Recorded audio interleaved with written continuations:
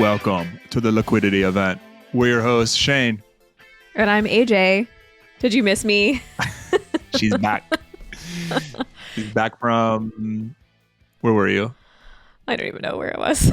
I was in Los Angeles. The Springs de Palm? Did you win the Palme d'Or? This is did. episode 32 of the Liquidity event. It is March 1st. Happy March. Wow. Happy March. Only 17 days till St. Patrick's Day. Charlie's birthday. Charlie's birthday. Happy birthday to your adorable Australian Shepherd, for those who are not familiar with Charlie. But if you listen to this podcast, you probably know about Charlie. Mm-hmm. Speaking of Charlie, what are you reading, Shane? Wait, what? I thought you were going to make a... What kind of... I thought you were going to make a Vietnam joke. Speaking of... I was going to make a Vietnam joke about Ukraine, and then I decided not to, so I went with something less spicy to You're trying to be topical. You didn't want to do an off-the-top Vietnam-Ukraine comparison on top of this episode? Well, I recently watched Good Morning Vietnam on Up Flight, which is I wouldn't say a fantastic movie. It did not age well. It's incredibly misogynist and racist, but good overall commentary on the, futility of war. So anyway. Yeah. I watched Dances with Robin Williams. Williams, always a good movie if you've got Robin Williams in it. True. He carries any film he's in. Yeah, I watched... What? I was just trying to think of a bad Robin Williams movie, but I couldn't.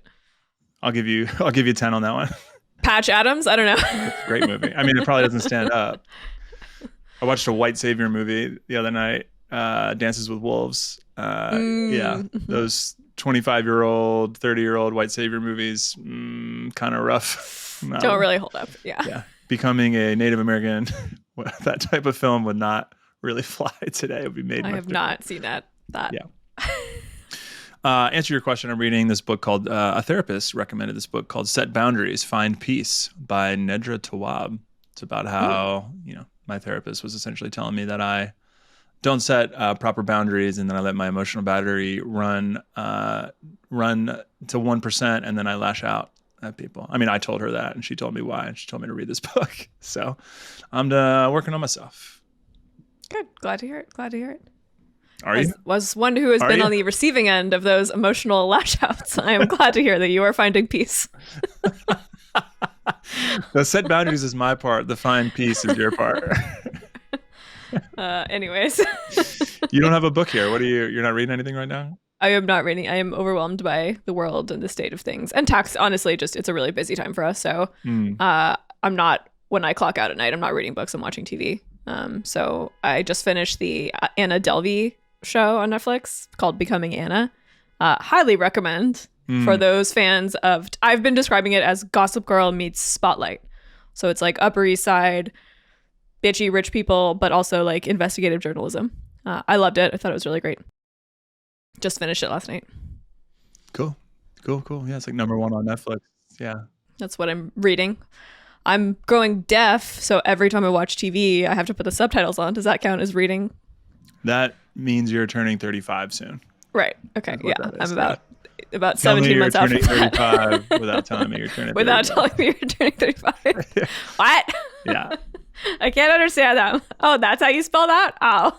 Yeah. Subtitles are for adults, for sure. I can't watch this twice. I'm not missing a line. There's stuff going on, Yeah. It's very interesting because in my household previously, Nabil was anti, like he would just find it really hard to follow foreign movies because he had to read it. He's like, I honestly, it's really hard for me to follow. I can't read the text and pay attention to the screen. But ever since I've gone deaf and turned 33, now we watch everything with subtitles. And now he's discovered foreign films, and now he watches like all these great movies in French and Turkish. And it's been a really great renaissance in our Netflix watching in our household. I'm proud of your Thank you. You opening Nabil up to international, I guess. All right. We're recording a little earlier in the day today.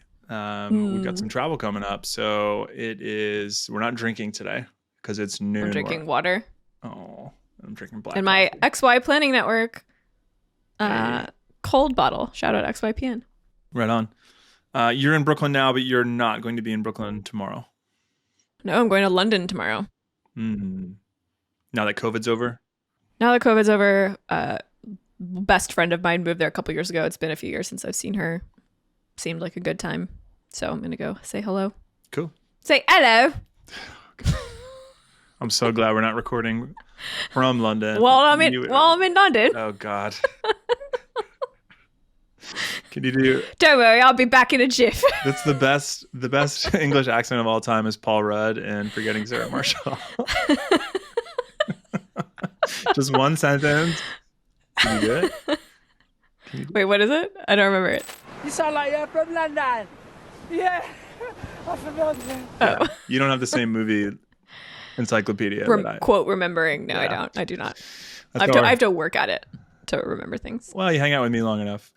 Do we have an IPO? We don't have an IPO this week, right? We don't have an IPO this week. I actually have a report on the state of IPOs in February, which is the month that just ended. Instead of having an IPO, because there's not that many exciting IPOs right now, which is why we're not doing a deep dive this week.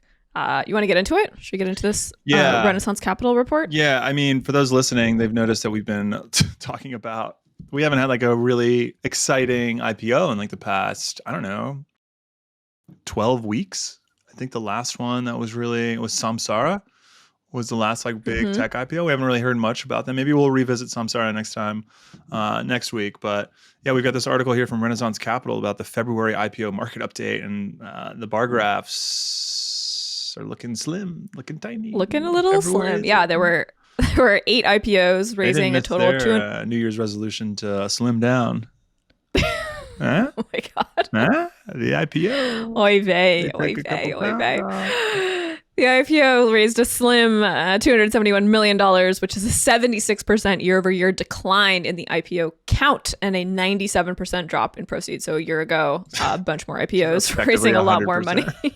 Yeah. So, look, February's a short month, right? Can't blame February. Only 28 days to get shit done. Can't blame them. Look, there's an IPO drop. I think we can speculate. I'm sure smarter people than us have speculated endlessly, but look, we're all scared of inflation. Markets feel a little bit rocky. This was before Russia invaded the Ukraine, but now that Russia has invaded the Ukraine, I imagine folks are just not excited to make their public debut. They're waiting. They're sitting on their S1s, or they're waiting to file their S1s. Those are the trends that we're seeing. Interesting. What do we have to say? There was only one deal in February that raised more than $100 million. What else we got here? On the bright side, IPO market shows signs of finding a bottom. Oh, we found the bottom. Wonderful. Find the bottom of a bottle. Hello. Every night. We found the bottom. We're calling the bottom here, I guess, with the IPO index just down just 1%, outperforming the S&P 500, meaning that in the month of February, the S&P 500 was not what the IPO market was actually doing better than the S&P 500. So that's good news. A little bit of silver lining there for tech companies, I guess. I don't know. I'm sorry. I'm just reminded of my buddy likes to send me unprompted, stupid financial commentary. And the S&P was down, like, I don't know. It was down today or yesterday. And he just texted me apropos of nothing. More like shit and piss 500. I was just like, what? Thank you, Mark, and anyone else that just texts me general financial things, like you're scraping the surface of financial knowledge and you just want to talk about it. I'm here for your juvenile sophomore joke. Agree. So Renaissance Capital is a company that just keeps a lot of data on private companies. They've got this private company watch list. And they have 217 companies that they're just like keeping tabs on, that they're thinking like these are the next companies that are going to file to go public. So during the month, they removed over a dozen companies, meaning that those dozen companies were not looking like they were going to go public anytime soon.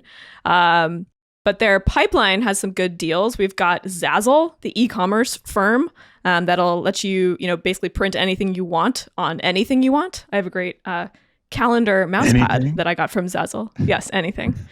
As long as you're not violating any copyrights. And sock brand Bombas. Are you familiar with the Bombas sock brand? Yeah, how could I not be? I'm a millennial that has Instagram. They're terrible. They're terrible socks. Oh, I have threw away all my Bamba socks. Wow. They're really they're supposed to be like compression socks, but they're just like aggressively compression, and they all have holes in them after like 3 months of wearing them. So thumbs down for Bambas. interesting. Interesting sound Anyways. effect. Can we get that again? Was that the board or was that you? No, that was me. Live improv. That was There's no more board. yes and. I got bored of the board. Okay. All right. Let's keep it moving. Oh, anyways, an Indiana town is offering free grandparents for people who are willing to move there. Oh, right. Anyways, we're next moving story. on. Sorry. No, I was thinking about the chairman of the board. Would you like a free grandparent? Do you usually have to pay? What's the I don't discount know. here? I guess it's more like support. Greensburg, Indiana is a small community of 12,000. But the town has a goal to grow its population and hoping that by offering free grandparents, they will attract remote tech workers who perhaps feel lonely and, want an elderly companion to share their wisdom. You know what they say, if the product is free, you are the product. I'm not falling for this. I prefer to pay for my grandparents personally when I indulge. Note, you must be 18 years old to be matched with a grandparent. Gotcha. I've honestly never understood grandparents because I've never really had them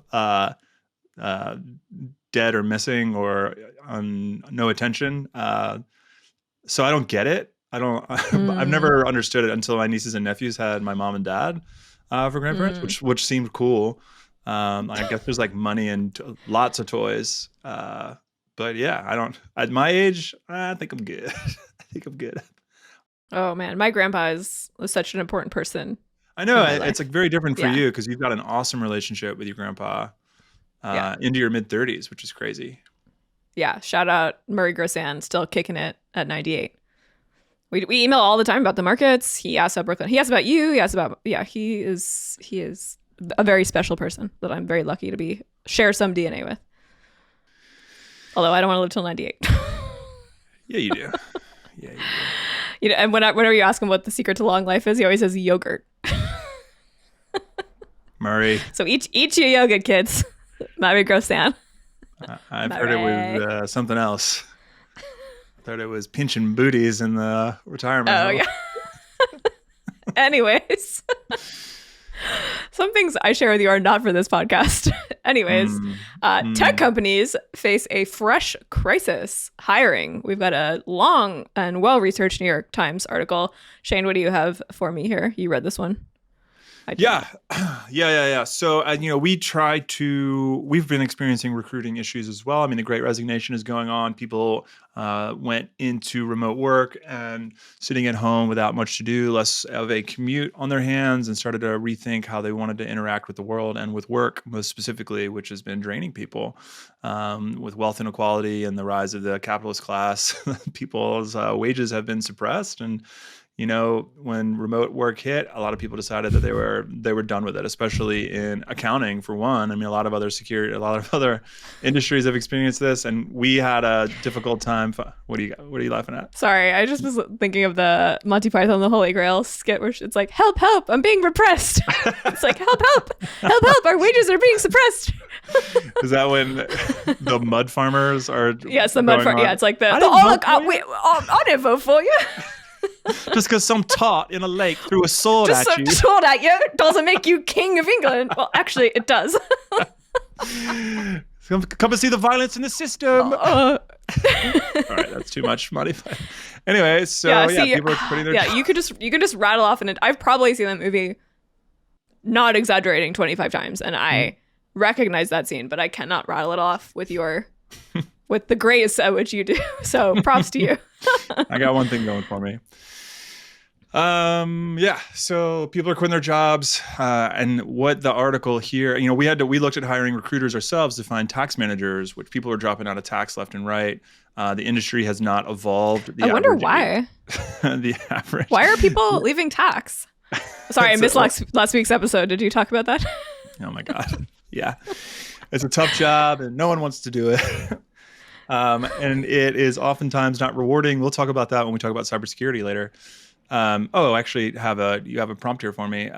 So Yes, I do have a prompt for you here, which is as I was like started to read this long article, I was like, blah, blah, blah, hiring is hard, blah, blah, blah. Who's being paid the most? Who's getting jobs? It's people who work in tech. It's like something like less than 1% unemployment versus like 4 or 5% overall. And then like within that, it's like if you work in cybersecurity, you are definitely employed right now. So my question to you is, knowing where we are in the state of the world right now, how quote unquote easy it is to get a job in tech and how well paid you could be and all of the potential job flexibility it comes with. Going back in time, would you change your career trajectory to go get one of these like great jobs, and or would you tell your future children and or your nieces or nephews to go into this field to get these great jobs? It's most people in an effort to make the amends with who they have become will say, everything happens for a reason, and I would be a different person if things didn't happen the way that they happen. I don't subscribe to that. I often say, yeah, I would change the past dramatically, and I don't know who I would be if I didn't get kicked out of high school, but I probably have more opportunities. If I had gone into a tech route or whatever it is, I would probably still have the amazing friend circle and support network that I have. And I don't know. But I imagine going into cybersecurity is a lot like tax, in that there are parallels in that they're really, really complicated industries that people only feel like you add value if they don't hear negative things. Like if something doesn't go wrong, like people expect, like with cybersecurity, you would only hear if something went wrong if they actually broke through if there was a cybersecurity threat that actually resulted in a ransomware attack. And like with tax, it's the same thing where if you only hear about it when you make a mistake. You often don't get to add value and say, we actually reduced your taxes by this, because it's backwards looking. One of the rad things about financial planning is that we get to look into the future and do advisory to reduce taxes and prevent, create outcomes that we want, and we craft those, which adds a lot of value to people. Whereas with cybersecurity, yeah, I'm sure it pays a ton, but do people at the water cooler pat you on the back and say, hey, great job today with preventing nothing from happening? Probably not. They just don't understand it. They understand that that you make more than them. You make more than them. You probably have more flexibility, and you can demand more from work, and you have more options, and you have more. Yeah. So I don't know. It's an interesting question. It's better to have more opportunities, net, right? So I imagine I would be pushing my teenage nieces and nephews into a field like this, because just like with accounting, you can go a lot of different directions because you've got a skill set that's in high demand and few supply. That's my take on it. What you got? Would you not go into music journalism and get into cybersecurity? Were you and I having a conversation about this? About what would you change if you could go back in time? Like, would you change the course of your life? Was that you that I was? Yeah, I think about that fairly often. Yeah. Yeah, I don't know. Sometimes I think yes, there are definitely decisions. I wish I had been involved in tech earlier in my career, because I didn't realize that I would be so interested in it, and I kind of fell into it by accident. I took a big left turn into it, and I didn't realize how much I would love it and how much I would love the culture, because I wasn't even exposed to it growing up. So that's kind of my regret, is that I wish I had learned a little bit early. Like I didn't fall into the tech world until my mid-20s, and I wish that I had sought that out more in college. Like there was an amazing computer science department at my college I didn't even know about, and I wish I had known those kids and known those professors. I feel like we would have, I don't know, might have been a different path. I think you and I would definitely be a little bit less extroverted if we had ended up in those routes. So it's not just which I think benefits us to a degree, especially when we work with so many people. But yeah, potential.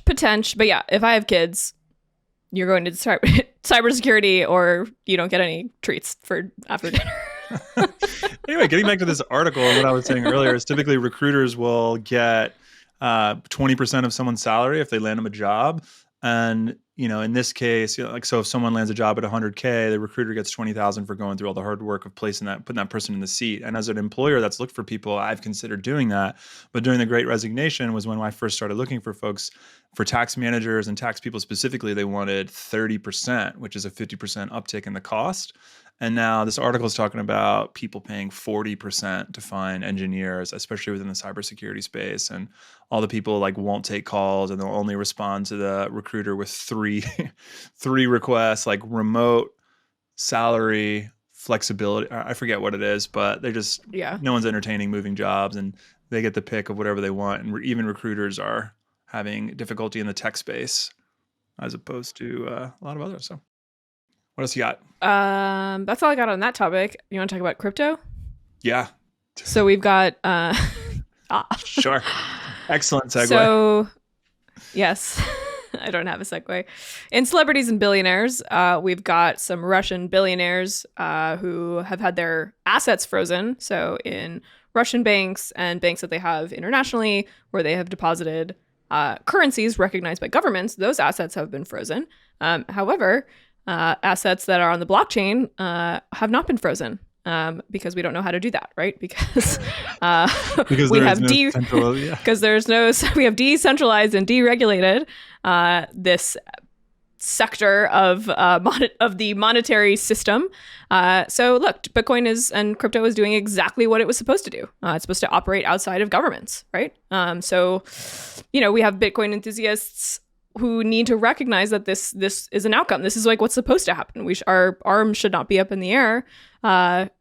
If we're going to deregulate and not have to report transactions, bad things are going to happen. Bitcoin is often used for criminal activity, and in this case, we see these, oligarchs who, they're not oligarchs, but just wealthy folks in Russia who are maybe fleeing the country, don't want to be harmed by sanctions. Also, they don't have to be. And oligarchs, sure. Most of which are oligarchs. They're hanging out on the yachts and, because of the Bitcoin and crypto market, they can live on what they need. They can get food, you can, buy things that they need to live with cryptocurrency. So what do you got on this one? Well, yeah, it's tough. I mean, it's pretty rad that first of all, that we live in the base currency country, the United States. Everyone uses United States dollars as a medium of exchange, which provides a lot of power when it comes to sanctions and a lot of threats to folks that don't get in line with the world. And luckily, it's a democracy that we live in that mostly does nice things and mostly uses the rule of law to protect private property and enforce justice. But obviously, there's a lot of problems with that in the United States, but also in Western Europe and other NATO countries. But yeah, I mean, I'm also just thinking about the cost, not just to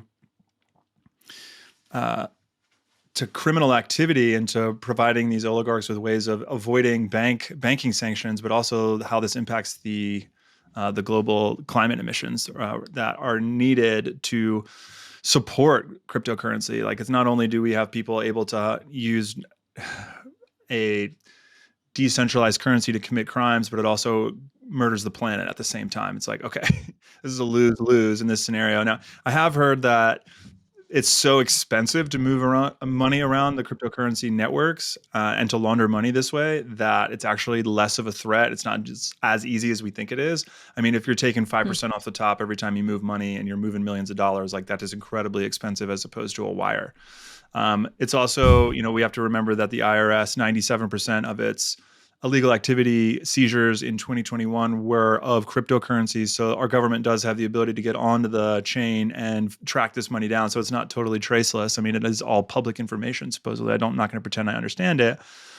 And this is just also evidence of like why a cashless society is a less criminal society. Like, something to keep in mind is a cashless society is a less criminal society. Like 26% of all payments in the United States are still made in cash, which is crazy compared to Europe, which has a lot to do with people not wanting, not trusting banks and not getting their freedom stomped on and don't tread on me and all that fun stuff.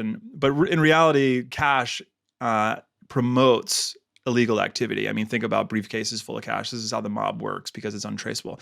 If any listeners, have a stack or a list or a ranking of the most difficult to launder types of payments, whether that's wires, Bitcoin, or cash, I would love to see that list. But these are all the things that I have in mind on this article. There's a good reason why it's hard to wire money, right? There's a good reason why it costs a few dollars. Like, people complain about wire fees. I just paid $25 to do a wire, and that pissed me off. But it's good that it's hard because you're literally sending a payment that cannot be recalled at all.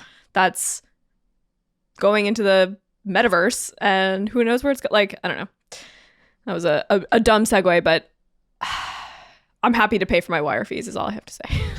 Okay, fair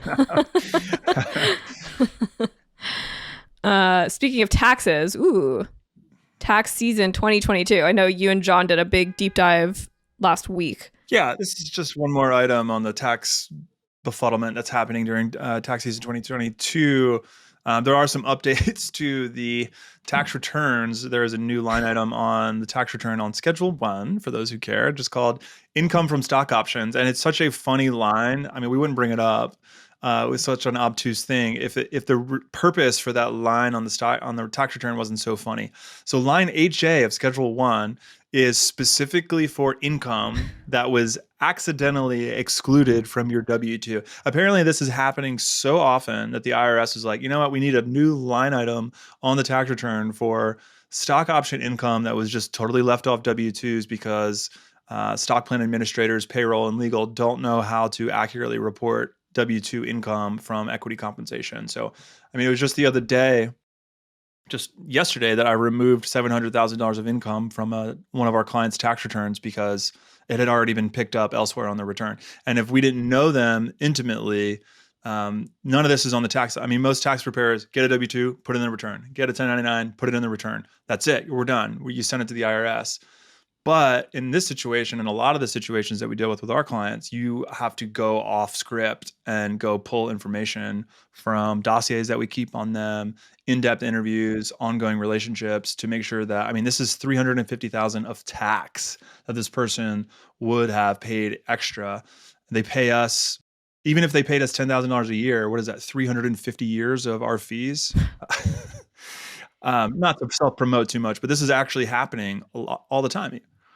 I mean, I literally want to shake everyone I know. Like, if you have stock options, if you have non-qualified options or incentive stock options, you need a tax preparer who knows what they are doing. You cannot use TurboTax because, as Shane was saying, what's happening is that you're getting TurboTax is just asking you to upload the forms. You're uploading the forms, but you're often double counting that income. So you're literally you have made a mistake. You didn't know you made a mistake because you're just reporting what's on the forms that got sent to the IRS, but you're literally double reporting income. So if you don't have a preparer, a tax preparer, or a CPA or an enrolled agent who knows what they're looking for and knows your situation, you're going to end up paying potentially hundreds of thousands of dollars of unnecessary tax. And these are not outlier cases, right, Jane? We're seeing this is like the norm. This is most tax returns with equity compensation, where we as tax preparers have to make a manual adjustment just because we've asked the client a bunch of questions. Yeah. I mean, hopefully we'll all be in a scenario where we have an extra $700K of income that we need to tell our accountant about. But anyways, yeah. Oof, that was a downer. I feel like we always get on our soapbox about that, but it's tax season, and if you're listening to this, you probably have equity compensation. So I'm getting back on my soapbox. Let's end on a little funny high note here. We're almost out of time. So Amex introduced this feature where within Venmo, you can actually move money from your Amex credit card into Venmo. And Shane, you were testing this out. Well, you could tell the story because this is a story about me getting pranked. So go ahead. Yeah. No, I guess Venmo is notorious for not talking to anything else, including accounting software, which drives me nuts. But they finally introduced some way for you to split transactions because it talks to Amex. So somebody buys dinner to make it easier to split the transaction, Amex that you paid for dinner with will talk to Venmo and allow you to request the money from other people that were at dinner. So I went to the liquor store and bought $500 worth of liquor for tax fees. And just hit AJ up for a $250 reimbursement, a little 50% off. Keep your boy safe. Anyways, this has been The Liquidity Event. You can email us at liquidityevent@brooklynfi.com. Leave us a voicemail. We'll play it on the air. podinbox.com/liquidityevent. Show notes at brooklynfi.com/episode 32. Thanks for being cool and filing your taxes on time. Peace.